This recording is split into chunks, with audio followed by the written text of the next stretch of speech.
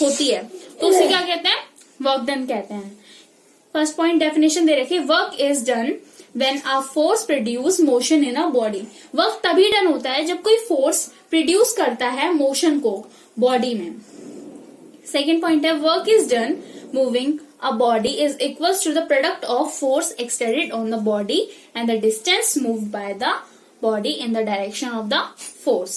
यानी कि वर्क उसके इक्वल है, यानी कि जो फोर्स लगाया है किसी बॉडी पे और कितनी दूर वो मतलब कितना डिस्टेंस उसने ट्रेवल किया है, तो उन दोनों का जो प्रोडक्ट निकलता है उसे वर्क डन कहते हैं। मैथमेटिक फॉर्मूला ये है वर्क डन का, W is equal to F into S. F मतलब force and S is equal to distance. Work is a scalar quantity, जो वर्क है वो स्केलर क्वांटिटी है। It has only magnitude and no direction. इसके पास केवल magnitude होता है, कोई डायरेक्शन नहीं होती वर्क के पास। नेक्स्ट पॉइंट है, it SI unit is joule. इसकी एसआई यूनिट जूल होती है। 1 joule of work is said to be done an object when a force of 1 Newton displaces the object by 1 meter along the line of action of force।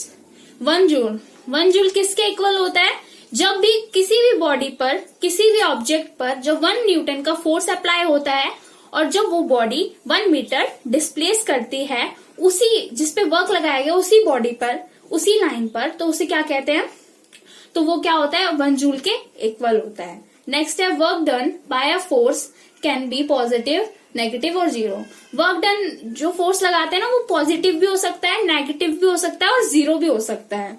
वो कैसे कैसे हो सकता है, positive कैसे हो सकता है, it is positive when a force act in the direction of motion of the body. Work done कैसे पॉजिटिव हो सकता है, जब भी कोई भी फोर्स जिस डायरेक्शन में लगाया उसी डायरेक्शन में जो बॉडी है वो मोशन पे आ जाए, उसी डायरेक्शन में बॉडी मूव करे, तो उसे क्या कहते हैं, पॉजिटिव। वो पॉजिटिव फोर्स लग रहा है। लेकिन जब भी कोई भी बॉडी जिस डायरेक्शन में हम फोर्स लगाते हैं उस डायरेक्शन में नहीं जाती, उसके अपोजिट डायरेक्शन में जाती है, तो उसे क्या कहते हैं, नेगेटिव फोर्स कहते हैं, नेगेटिव वर्क डन होता है उस टाइम। It is zero. अब ये जीरो कैसे होती है, when a force act at the right angle to the direction of the motion of the body. कैसे हो सकती है, जब किसी भी हम एंगल पे लगा, मतलब किसी भी फोर्स लगा रहे हो किसी भी डायरेक्शन में, अगर वहां पे राइट एंगल बन रहा हो, 90 डिग्री का एंगल बन रहा हो, तो वहां पे क्या होता है, जीरो फोर्स हो जाता है, जीरो वर्क डन हो जाता है वहां पे। नेक्स्ट है हमारा, नेक्स्ट है energy. We define energy as the ability to do work. Energy क्या होती है, एनर्जी वो होती है हमें एबिलिटी है वो वर्क करने की, मतलब कैपेबिलिटी, एबिलिटी है कोई वर्क करने की, ठीक है, तो उसे एनर्जी कहते हैं। The amount of energy possessed by a body is the amount of work it can do when that energy is released. इससे हमें क्या पता लगता है कि ना कोई भी बॉडी काम करने में कितनी एनर्जी लगा रही है, वर्क करने में कितनी एनर्जी लगा रही है। तो कोई भी बॉडी है उसका जो वर्क का अमाउंट है वो काम करने में कितनी एनर्जी रिलीज कर रही है, इसके द्वारा हम बता सकते हैं कि the amount of energy possesses कैसे करती है, जो अमाउंट है एनर्जी का वो कैसे प्रोसेस करती है बॉडी। नेक्स्ट है हमारा, energy is a scalar quantity. Energy scalar quantity होती है। स्केलर क्वांटिटी यानी कि जिसका मैग्नीट्यूड होता है लेकिन कोई डायरेक्शन नहीं होती, एनर्जी की कोई डायरेक्शन नहीं होती, केवल मैग्नीट्यूड होता है। It's SI unit is joule. इसकी भी एसआई यूनिट जूल होती है। और 1 kg मतलब यानी कि 1 kilo joule is equal to 1000 joule. जैसे 1 किलोमीटर होता है इज इक्वल टू 1000 मीटर, वैसे ही 1 kilo joule is equal to 1000 joule. Next है, the main form of energy are kinetic energy, potential energy, chemical energy, heat energy, light energy, sound energy, electric energy and nuclear energy. ये सारी main forms होती हैं energy की। तो इस chapter में हम केवल 2 फॉर्म्स पढ़ेंगे एनर्जी की। पहले है काइनेटिक एनर्जी और दूसरी है पोटेंशियल एनर्जी। काइनेटिक एनर्जी किसके द्वारा होती है, मतलब मोशन के द्वारा होती है, और जो पोटेंशियल एनर्जी होती है वो पोजीशन के द्वारा होती है, हाइट के द्वारा भी होती है, ठीक है। तो नेक्स्ट दे रखा है यहाँ पे kinetic energy. So kinetic energy, the energy possessed by a body and account of its motion is known as the kinetic energy। वो एनर्जी जो किसके द्वारा प्रोसेस हुई हो, मोशन के द्वारा, उसे काइनेटिक एनर्जी कहते हैं। ठीक है, इसका मैथमेटिक फॉर्मूला भी दे रखा है यहाँ पे। The kinetic energy possessed by a body of mass, m मतलब mass, moving with the velocity, v मतलब velocity, given by the formula.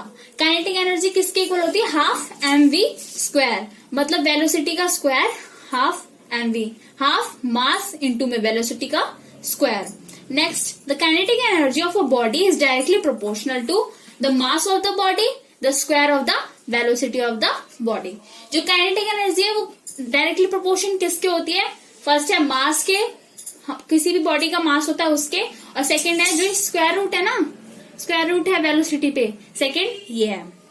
Next, potential energy. Potential energy क्या होती है?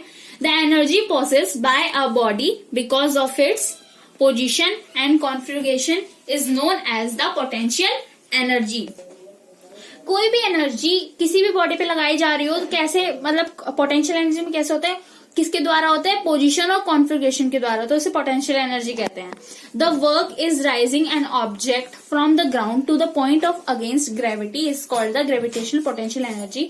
कोई भी वर्क राइज करो, यानी कि उसमें कोई भी एनर्जी जो है वो स्टोर कर रही हो किसी भी ऑब्जेक्ट में वर्क डन के द्वारा, और किसके अगेंस्ट? ग्रेविटी के अगेंस्ट, तो उसे क्या कहते हैं?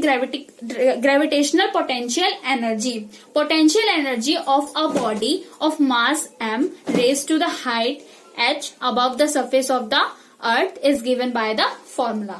पोटेंशियल एनर्जी में कोई भी बॉडी होती है उसका मास जब रेज करता है हाइट पे, यानी कि ग्रेविटेशनल पोटेंशियल एनर्जी के अगेंस्ट जब वो राइज करता है, तो वो इस फॉर्मूले से होता है, मतलब ये फॉर्मूला उसके द्वारा लगाया जाता है।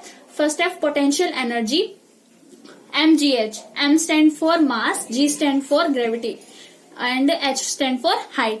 g की वैल्यू क्या होती है? 9.8 metre per second square. Law of conservation of energy. Energy can be neither be destroy, it can only be converted from one form to other form. जो एनर्जी होती है वो ना ही कभी घटती है और ना ही कभी बढ़ती है, ना ही कभी घटती है और ना ही कभी खत्म होती है। इट कैन बी कन्वर्टेड, केवल ही कन्वर्ट हो सकती है एक फॉर्म से दूसरी फॉर्म में। ठीक है, next, sum of kinetic energy and potential energy of an object is it totally mechanical energy. Potential energy और काइनेटिक एनर्जी का जब सम करते हैं किसी भी ऑब्जेक्ट पे, जो पोटेंशियल और काइनेटिक एनर्जी दोनों ही लगती हैं, तो उसे मैकेनिकल एनर्जी कहा जाता है। नेक्स्ट क्या है? पावर। तो पावर क्या होता है? Power is defined as the rate of doing work or the rate of transfer of energy. Power होता है, पावर को कैसे डिफाइन किया जाए कि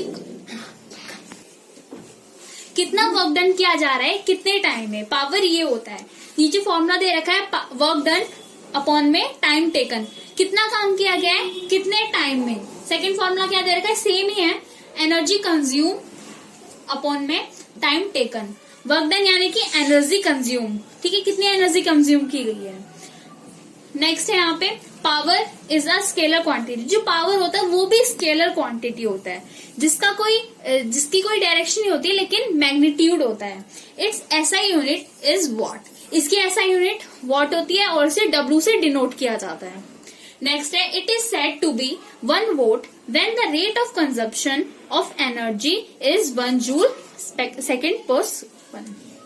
जो एनर्जी होती है वो कितनी कंज्यूम की गई है 1 सेकेंड में।